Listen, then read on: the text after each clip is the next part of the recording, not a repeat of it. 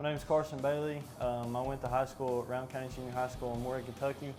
All through high school I didn't know exactly what I wanted to do, but I had a few friends that came to KWI in the previous years, and I decided that I wanted to try out welding.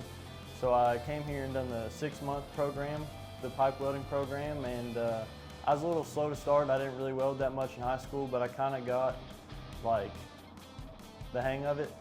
And then I came out here with my combo monster, and my first job was down in Savannah, Georgia, doing chrome. I've never welded chrome or anything like that.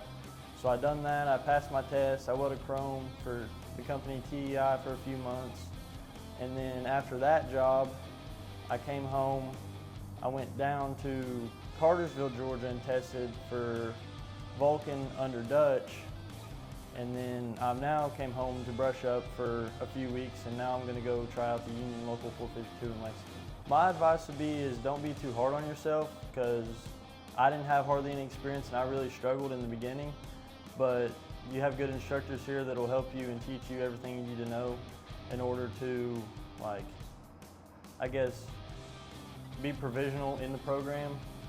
And just because you don't learn something here doesn't mean you can't learn it out in the field. I learned a lot of things in the field that I didn't know here, but this program offers a lot of real world experience between the simulators and whatnot, so that also really helps, especially positional welding. I've done a lot of welding in the booth, and the positional welding like in the simulators has really helped me a lot out in the field. And I feel like that the program offers where you have to bevel your own pipe and kind of grind and everything also really helps.